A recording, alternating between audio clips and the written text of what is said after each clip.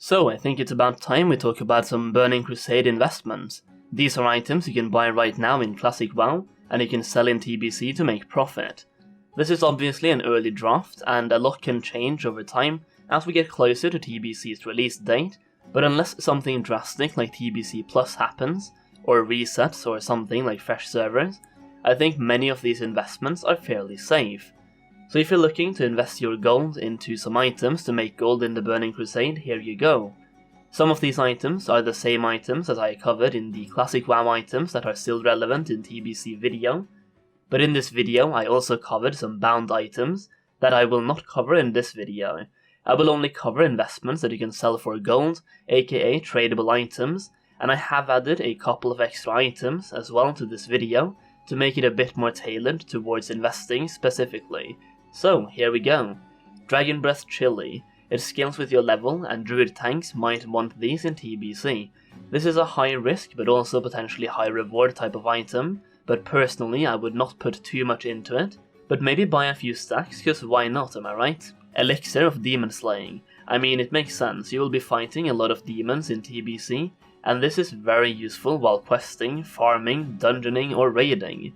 Plus 265 attack power against demons is always very strong. Materials used in this is Grum's Blood and Ghost Mushroom, and you might see those increase in price as well, but rather buy the materials and craft the elixir. This is a big one for the Burning Crusade, so make sure you start stocking up on them early, and advertise early in trade chat once they announce a TBC release date. I would imagine anyone trying to level fast will buy a couple of stacks of these a week or two before TBC comes out in preparation, plus people will use them at max level as well. You also have jewel crafting materials. With TBC coming, we also get a new profession, and you already know that many people will pick it up because it is new and it is very useful, and because there are no shortcuts in Classic, you will need to skill up jewel crafting with vanilla or classic items, meaning old school bars and ores as well as gems will be in high demand as people level up their jewel crafting.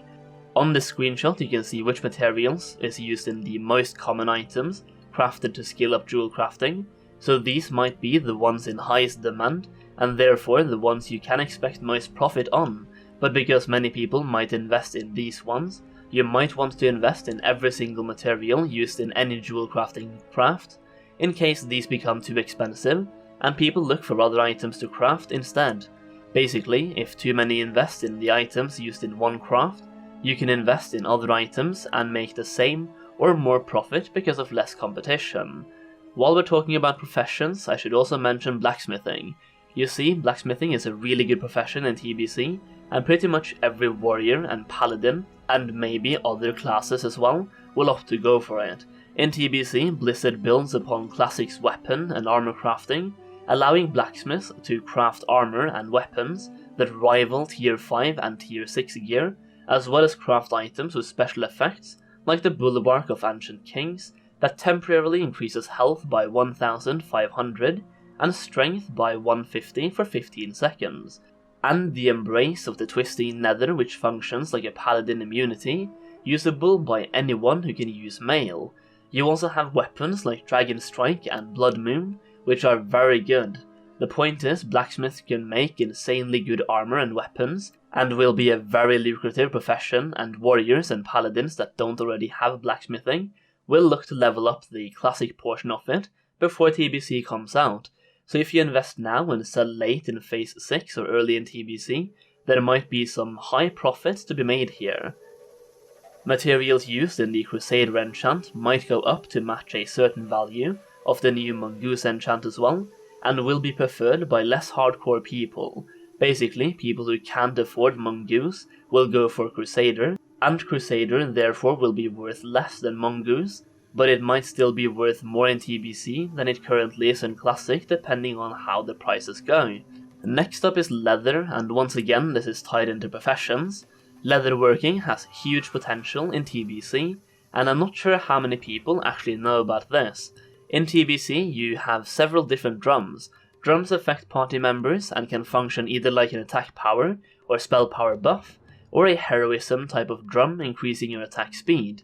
These drums affect your party members, so if you have a group of 5 people where everyone has leatherworking, you can actually have 150 seconds of heroism because you can use these drums back to back, and apparently the exhaustion debuff from them is not introduced until Wrath, so if TBC comes out with #no changes, you can chain 2.5 minutes of drums, and then have an actual heroism after that as well, if you have a shaman in your group. Here's the thing as well, these drums have a 2-minute cooldown, and they last for 30 seconds, so you really only need 4 people per group to have leatherworking, and yes, you actually need to be a leatherworker to use them. This is one reason why leatherworking is going to be a huge profession for every raider or serious player out there, and many people will have leatherworking on their main, so any type of leather used to skill up leatherworking could be a huge moneymaker. According to the leatherworker leveling guides, it's mostly any raw leather plus some types of hides, like the best guide uses 20 light hide, 25 medium hides, and 10 heavy hides. In addition to this, you might want to invest in some turtle scales, as those will be used a lot when skilling up leatherworking, from 205 to 300, through tribal leatherworking, which is the easiest route to go for. So really invest in every type of leather and light, medium, and heavy hides, plus some turtle scales. Brilliant Wizard Oil is still really useful in TBC, and therefore large billion shards and Firebloom will still be in demand, and I expect large billion shards to be the item of biggest value here, since it's a bit worse to farm than Firebloom.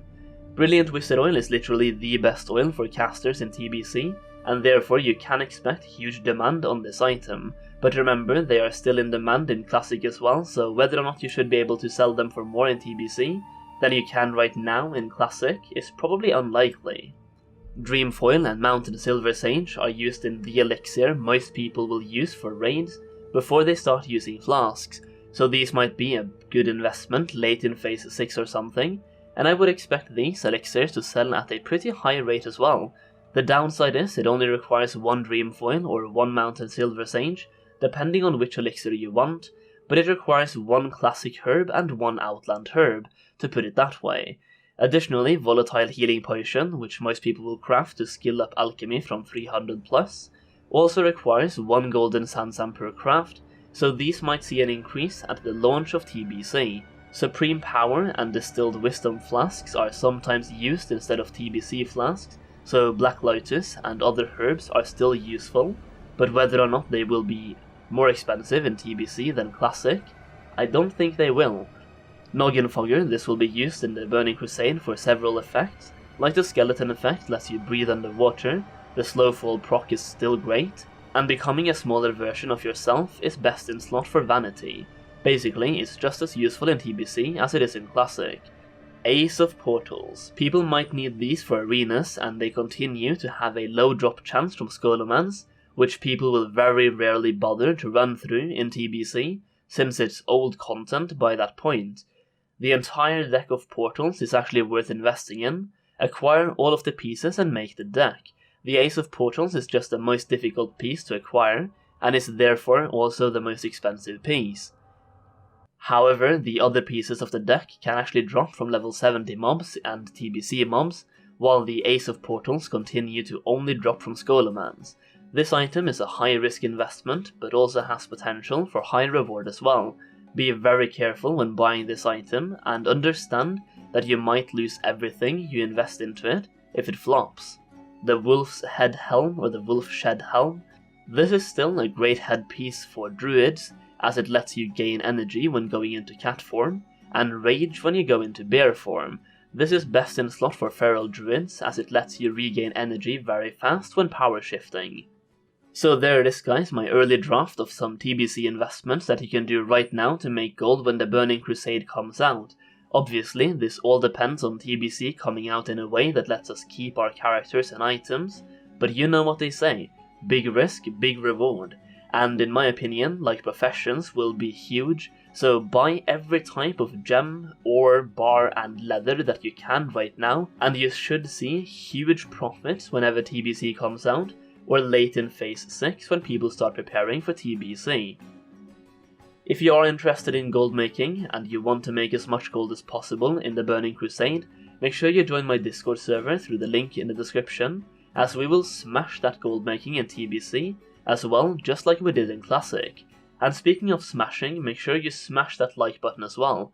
And that's it guys, thank you so much for watching this video, and I'll see you in the next one.